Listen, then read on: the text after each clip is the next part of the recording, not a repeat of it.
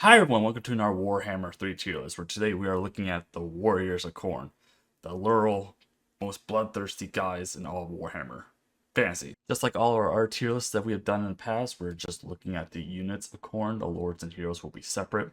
At the very top we have Doomstack, which obviously the name implies that you can Doomstack a single unit or single type of unit, and they'll win like 99% of your battles for you. A tier, you want to prioritize recruiting these units in your armies. B tier, they hit above their weight class. C tier, they perform exactly how as expected of them. D tier, they hit below their weight class, they don't perform as well. And of course, the bottom tier is we have a don't recruit section. And usually this is just like the absolute worst tier to be in, but kind of with Khorne's roster is that it's generally very strong. And there's a reason why I have a don't recruit section on here. And of course, the first unit we're going to look at is just your regular Marauders of Khorne. Now, by all means, these units actually do hit above their weight class. They have Frenzy, Shields, they're fairly decent fast for like a tier 1 infantry unit. They're better than most of the other standard Marauders out there. But they belong in the don't recruit section. Normally B tier, but in Khorne's roster, they are not part of the recruit section. And the reason for that is the Warriors of Khorne are a tier 0 recruitment, and they are better in every way, shape, and form than the base Marauders. So you actually have to wait a little bit longer to get base Marauders than you can get Warriors of Khorne. And then the dual weapons variant of the Marauders kind of falls into that same don't recruit status. They do have anti-infantry and frenzy. They don't have shields though. They're a little bit faster. I wouldn't really get these guys because Bloodletters are also a tier 0 recruitment, and they just perform better.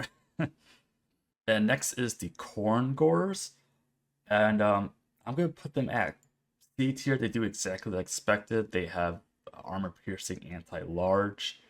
They have Vanguard deploy. They move quite fast, and they also have a kind of neat ability. Now with the Khorne Gores, as we said, they have Frenzy. They have Primal Fury, so they get a way better of a charge bonus, and they have an Unbreakable when their hit points hit less than 50% base, which is really nice to have because it lasts for 22 seconds. My only issue is I feel like that Unbreakable procs a little too early. I would kind of like to see that maybe at like maybe 30 to like 25% base. Kind of get a little bit more use out of it. Next is the Bloodletters of Khorne. These guys are a tier 0 recruitment building or part of a tier 0 recruitment, as I kind of mentioned earlier. They have magical attacks, anti-infantry, armor piercing, a little bit on the glass cannony side, but they do have a little bit faster movement on them as opposed to like most of the other units of Khorne. I would put these guys in B tier, maybe even a low A tier. You can kind of cheese some of Khorne's campaigns a little bit using these guys. Overall, they definitely hit above their weight class, just a little bit glass cannony though. And of course, as like most demon units in this game, they also get 20% physical resistance if you have enough winds of magic for your army. Next is the Warriors of Khorne. As I stated, these guys are also a tier 0 recruitment building if you go through the human side of the building browser. I would put these guys kind of front of the Bloodletters because these guys, yes, they are a little slower, but they're a lot tankier, heavy armor, really good shields. They also have Frenzy because Khorne loves Frenzy people. And this is also kind of another unit you can kind of cheese for your campaign. Next is the Forsaken of Khorne. These guys are kind of your early damage dealing units. They have high melee attack, really low melee defense, Frenzy, hit pretty hard. I would probably put these guys at a C tier because they don't really have shields, and they're kind of, I would say, meant to really plug in gaps or if you can ambush them with them. They also have flaming attacks as well, which I kind of view as a debuff more than anything. There's a lot of units that kind of can counter the flame resistance. Next in the list is the Warrior of Chaos of the Hellbeards, and these guys are absolutely an A tier unit. They are anti-large, armor-piercing, heavily armored with Frenzy, and I've seen these guys solo Carl, Boris, and several other legendary lords and monsters and come out on top. These guys are absolutely a menace to have on a battlefield. You should recruit these guys the minute you can. Next in the tier list is the Warriors of Chaos with dual weapons. These are your anti-infantry variant of the Warriors of Chaos. I would put these guys in B tier because they can absolutely shred any unit that they fight. The only issue is they're kind of slow and they don't have shields. Next is the Brutes the Hound, who are a Marauder Berserker Regiment Renown unit. I honestly think these guys are a pretty solid C tier. And kind of the reason for that is they actually hit quite well for what they are. The only thing is they're unarmored. They got a little bit of speed. They don't have shields, obviously. And the reason why they're at C tier and really not B tier because I kind of rate my regiments and Renown a little harsher because they should absolutely be better. But going from don't recruit to a C tier to me is a good improvement. Now, if you kind of want to look at them here, they do get the Frenzy. Obviously, they do get Berserk, so physical resistance up to 20%, melee attack up to 13% in stage 1, which is just being in combat for 70 seconds. And then stage 2, which takes 20 seconds, they can get another physical resistance up to 20%, melee attack up to 13%, but then they rampage. And it just increases in time spent in battle. I don't really like that rampage because they're kind of a squishy unit, to be fair. And then, of course, they do get that unbreakable, so when you do lose control, they're going to kind of just keep fighting to the end. They do have a really nice 52 weapon strength with 50 melee attack. Next on the tier list is the Skull Reapers. These guys are more of the human side recruitment. They do have magical attacks and anti-infantry, along with that nice little frenzy. So if you really want another or different magical attack unit besides the Bloodletters, go with these guys. They're a little bit more tankier in battle. They only have 60 units in an entity though, or 60 units per regiment. So next is the Exalted Bloodletters, and this is kind of gonna be a little bit of a hot take from me, but the only difference between these two is that these guys are better in every way, shape, or form. They still have their magical attacks. They have flaming attacks, anti-infantry, armor piercing, obviously. The only problem with them is that they are a 2-turn recruitment with a 4-turn global recruitment. And as Khorne, you really don't want to sit there and recruit. Now, I'm going to kind of be a little bit more nitpicky with this tier list for some of these units because, like I said, this roster is actually really strong naturally. And this unit is very interesting. And with Warhammer 3 in the state it's in, you actually don't know what's considered a bug and what's considered a feature. So for Skull Taker's campaign, he has a 1-turn global recruitment for these guys, both and local as well. So if you're playing Skull Taker, obviously this guy will probably be an A tier, maybe almost Doomstack. But all the other legendary lords of Khorne only have -1 turn global recruitment. So I don't know if, like I said, if that's a bug or if that's a feature. Because when I look through Skull Taker's campaign, I look through all his faction abilities. I looked through his personal skill tree as well, and I couldn't find anything that said that he gets, -3 turns of global recruitment or -2 turns global recruitment because he can also recruit some other units pretty quickly as well in global. I don't know why. If it's a bug, who knows? If it's a feature, they kind of need to say, hey, Skull Taker can get reduced recruitment for these guys. So I'm going to kind of throw these guys in C tier. For all the other legendary lords, I probably won't personally recruit these guys unless I just have time and a lot of money on my hands. And if it's Skull Taker, obviously it would be A tier, so I'm going to kind of put them in C tier, just kind of balance it out. I mean, these guys do perform really well. It's kind of a pain to get them built up. Now, the Chosen of Khorne is also a 2-turn recruitment, locally 4-turn, globally. This is where my hot takes are really going to start kicking in. I think you can Doomstack these guys. Granted, it's going to take forever, but these guys are walking tanks. They get 80 units to get a lot of health. They get silver shields. They do get flaming attacks, which I really don't personally like, but they have a melee defense of 55, a weapon strength of 48. It's absolutely insane. And I also kind of forgot to mention that Exalted Blowletters also get Hellblade, 80 kills, that procs 20% weapon damage, AP plus 20% as well. Really good, and of course they get the 20% physical resistance, but like I said, it's iffy if you want to recruit these guys in the campaign, depending what you play. Next is the Hellforged Host, which is the Exalted Bloodletters Regiment of Renown. And you should absolutely recruit these guys because they're an instant recruitment because they're a Regiment of Renown. And you get everything that I said about these guys and a little bit better as well.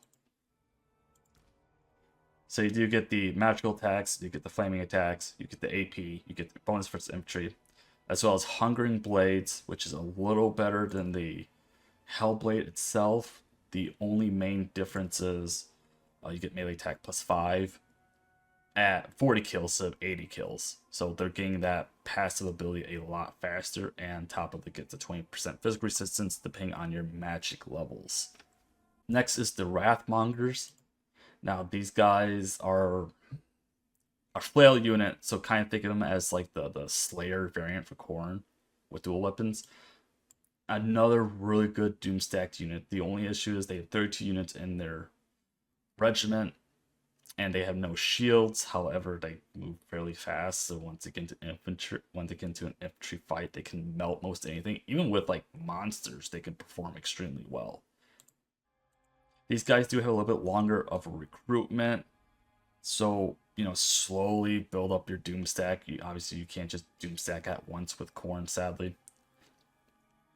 But they do get that really nice 80% armor pierce, or 80 armor piercing with the frenzy as well. Immune to flanking, so you can't flank these guys. And their leadership is extremely high, and with the right stuff, they're almost unbreakable.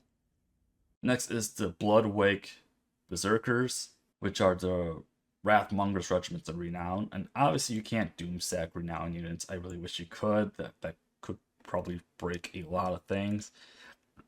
Extremely good unit to recruit, and they perform, I would say, better than the regular Wrathmongers, but obviously you can't doom stack them. Now let's just kind of look at them really quick. Really, the only main difference is they get Armored Sundering, which is minus 30% armor, which, I mean, they already have AP, but it's really nice to have if they're there supporting other infantry units as well. And they also explode when they die, so kind of think of them as a Slayer unit. Every time they die, they're going to take something out with them if they can help it, and they can cause fear as well, with the Frenzy on top of immune to flanking. Oh, and they also get magical flaming attacks, so they'll just punch through almost everything. Next is the Slaughter Guard, and it is the Warriors of Khorne with just Halberd. Another A-tiered unit. Like, once you unlock these guys for your renown, just get them. He performs a lot better than his Halberd variant. Actually, we'll put him in front there for that kind of reason. And this guy, once again, can solo almost most large and armored units at this point as well. If we just want to look at him really quick, he does get flaming attacks, magical attacks, and flammables. So weakness to fire damage plus 20%. So really, the flaming attacks actually works in his favor. He gets armor piercing, bonus versus large, unyielding assault. So his melee attack would never be reduced in battle. And obviously he has a frenzy as well. Next is the Marauder Horseman in Khorne, and honestly I think this is kind of a D-tiered unit. It is one of the few ranged units that Khorne has, except the range is really low, and it's flaming attacks. As Khorne, he does get frenzy, and he will perform, I guess, okay in battle, despite being like a light skirmisher cav. He does, get Vanguard deploying well, fire while moving. He gets flame ammo, and granted, he does get a missile strength with AP, but I don't really think this is just a good unit to recruit overall. Next is the Blood Shrine of Khorne, and I gotta say this is probably one of my more favorite units in the roster just by its fighting animation alone. But he has regeneration when he's in combat, and he also buffs the units around him, so I would definitely think he is a B tier, maybe even a low A tier. You can argue that he could be A tier because, you know, the AI likes to kind of go after any buffing units. And this guy can kind of survive, but it won't really last long if a character unit gets close to him. He has Gore Feast, which, like I said, gets a replenishment when he's in battle, and then he gets his nearby units melee attack plus 8 and leadership plus 4 for everybody in range. He does get physical resistance 20%, and, you know, gets flaming attacks, magical attacks, bonus for infantry, and armor piercing. So he could actually do quite well in battle. Like I said, you know, low A tier, high B tier unit. Next is the Skull Cannon, and I absolutely think you should always have one of these units in your army at least, because their range attacks is pretty devastating, and they like to fight in combat too. And they get more ammunition for fighting in combat. Although I will say, like, once they get into combat, they're kind of going to be stuck in combat. I personally would probably have maybe 2 of these in your armies if you have time and the affordability to get it. So he has melee attack, he has flaming attacks, magical attacks, bonus for infantry, and AP with flaming attacks, magical attacks for ammunition, and AP missile. He does only get 12 ammunition to start out with, but he replenishes ammunition when he's in combat for 5 seconds with a 20-second cooldown. So if you kind of want to cycle charge him to get his ammunition replenished, that's good. He does get Gore Feast, so he does replenish. He can fire whilst moving, but I will say his accuracy is kind of not good when he is moving. Get the physical resistance plus 20%, you know, if your winds of magic is high enough, and he causes fear and terror. Now next is the Hellforged Bellows, which is the legendary renown of the Skull Cannon. And I kind of have mixed feelings about this unit, so it doesn't do as good at shooting, but it does better at fighting. He gets a little nice, I think it's a passive vortex ability. I'm going to kind of put him at A tier behind the Skull Cannon. It's kind of a taste of flavor. Do you want one that's better in melee combat? Do you want one that's better at shooting? He is a legendary renown, so you can instant recruit him. But if you look at his stats overall, you know, he does do a way better at fighting, just a little worse in the range and missile strength department. So the only really real difference is his passive, which is the passive ability Vortex. So when he's in melee, he does 4% armor piercing magical flaming attacks per second when he's engaged at all times, and he has everything else here as well as a normal one. He doesn't get the 20% physical resistance, which is a bug or a feature. I don't know. It doesn't really make sense that he lost it. You never know with this game, let's be honest here. Next is the Chariots of Khorne, and these guys are kind of just straight C tiered unit. I don't find much value in Chariots at all. That honestly, it's completely a skill issue. I can't use them very well, and when I do use them, one always gets stuck and it just drags everybody else in battle. It's not a bad chariot. I just never liked chariots from Rome Total War, and I felt like they never gotten better. Next is the Gore Beast chariot, which is the direct upgrade of the regular chariot. A little bit better stats overall. They do get AP with the bonus for infantry as well. You know, frenzy as well, and they cause fear. Probably a solid B tier unit for me. You might want to put it up higher, but that's, preference really. I really wouldn't use these guys, but I recognize how strong they can be if the AI doesn't break when they use them. Next is the Chaos Knights of Khorne. Definitely a B-tiered horse unit. They have Frenzy. They're pretty devastating on a charge as well. The only issue I have with them is that they do get flaming attacks, but they perform pretty well as cav. And next is the Knights of Chaos with the lances and barding. And honestly, I don't really like this variant of the Chaos Knights for Khorne specifically. They're not a bad unit to have, except they have, the lower melee defense already of being related to Khorne, and they do have that frenzy as well. I don't find them to be as good, so I'm gonna kind of put them in C tier. Not a bad horse unit. They do exactly what they need to. It's just I think the regular Knight variant is better for Khorne specifically. Next is the Blood Crushers of Khorne, and you can absolutely doomstack these guys, although it will take a bit to get to that doomstack because just how the Khorne recruiting works. But trust me, these guys are definitely worth recruiting. They do get magical attacks, AP, bonus versus infantry. They do get that nice Hellblade, so 20% weapon damage, 20% AP at 80 kills, 20% physical resistance if you have high enough wins, and it calls for you to cause terror. And pretty much like once this cav gets into combat, they're gonna shred everything. They are a little bit slow, but there's not a whole lot that can really hurt them. Next is the Heralds of Khorne's Fury, which is the Blood Crusher Regiment Renown variant. Another really great A-tier unit. I would say it's probably like the second, probably one of the second best Regiment Renown variants you can honestly get for Khorne. Overall, he does have better stats, once again, because he's not in Doomstack, because you can only recruit one of these guys, sadly. But the only difference is slightly better stats, yes, but he does get fire attacks, and he has a passive hex in it when he's fighting, or in just range, where it's melee defense -5, weakness to fire damage 20%. So it's gonna kind of buff the rest of his units that generally have a lot of fire attacks in his army. Next is the Skull Crushers of Khorne, and this is more of the human variant of the Blood Crushers. They do get a bonus versus large, whereas opposed to just the Blood Crushers have bonus versus infantry. Another unit you can doomstack. Honestly, I would doomstack these two together. They complement each other really well. You have one guy go after the big boys, one guy to run over the small boys. You know, extremely tanky. They do have shields. Granted, it's not the greatest shields. They do get the frenzy as well. And overall, like they do have better stats.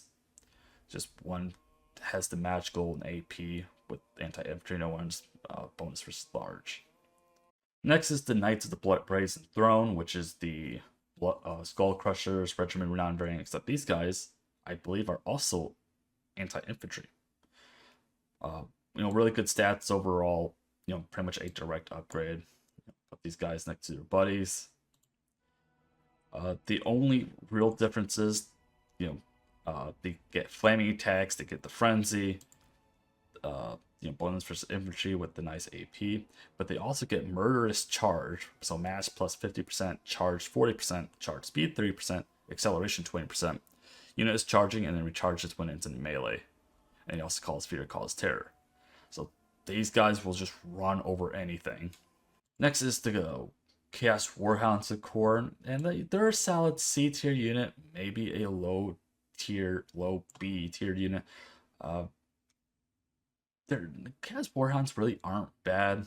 I don't know if I would put them with Khorne specifically, but they're not a bad unit at all. They do exactly as expected.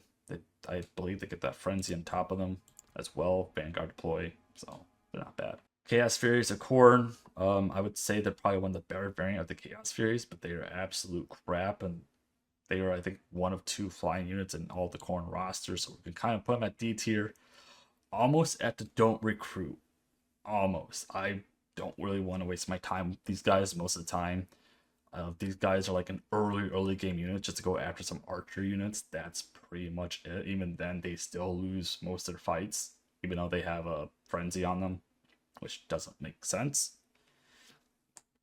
Next is the Fleshhounds of Khorne, and these guys are really good. I almost want to put these guys at A tier because you can pretty much cheese the campaign with them as well, but we're going to kind of put them at B tier for the time being because you kind of have variants later in the game.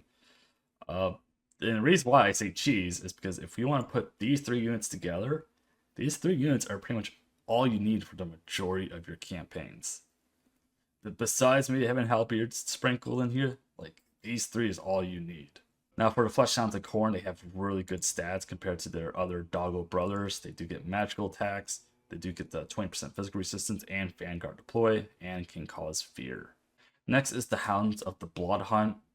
These are the regiment of renowned variant of Bloodhounds of Khorne. I would say a solid A-tiered unit. I pretty much will always recruit these guys if I have a chance. We're not gonna kind of take in the fact that like if you have Karanak, you know, he buffs him more. We're gonna try not to do that. But what's really nice about the Hounds of the Blood Hunt though is that they have a dampen, which removes magical attacks, spell resistance minus 20%, so they're actually making their magical attacks hit a little bit better, and negates magical weapons within the effect area. They do have Gore Feast, so they have that nice regeneration. The Vanguard deploy, immune to contact effects, and they get the 20% physical resistance with, you know, cause fear. Now next is the Spawn of Khorne, and it's probably my first or second very favorite variant of the Spawn in general. I would say it's kind of a solid B tier unit. These guys are unbreakable, they have frenzy, and they hit really hard and really fast. Really good at disrupting lines. You throw these guys in with a solid front line and they will just make short work of most units. They do stand a little bit taller, so there's a higher chance that they're going to get sniped out. Now next is the Blood Beasts of Khorne, and I kind of view these guys as like a side variant of the Spawn of Khorne. The only difference is they don't have Unbreakable. They have a little bit better stats. They have AP, but they don't do as much damage overall.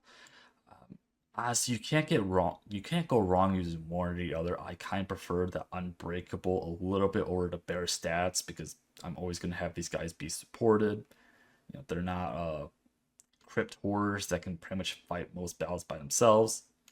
Next is the Chaos War Shrine of Khorne. I'll probably put these guys at C tier. They do have frenzy. They can kind of defend themselves a little bit better. It's kind of up to you if you want to use a Blood Shrine over a Chaos War Shrine, or if you can use both, although the AI is going to try to snipe these guys out. They do get the frenzy, as I said. They do get Giver of Furious Glory, so base weapon damage up to 15%, AP up to 15%, damage resistance up to 15% for each nearby entity death. They get leadership plus 10 to all allies in range. They do encourage, and they can cause a little bit of fear. They do have a little bit of flame attacks, which I don't personally like. Next is the Minotaurs of Khorne. These are just your standard variant. They're going to have the anti-infantry AP, really good charge. Definitely an A-tiered unit. The only issue is the recruitment. When you get to these later Khorne units, the recruitment's going to be longer, so it kind of gets like a little bit awkward of when you should recruit them and when you can. What's nice is they do have blood grades, AP up to 20%, charge up to 15%, melee attack up to 16%, immune to psychology, and then increases or effect intensity increases with each kill made. Frenzy, they're woodsmen, they cause fear as well. And the Minotaur Khorne with great weapons is basically the same exact thing, except they're more of an anti-large variant, which I'm just gonna kind of put next to his brother. You know, once you get these guys, you probably want to swap out your spawn for them.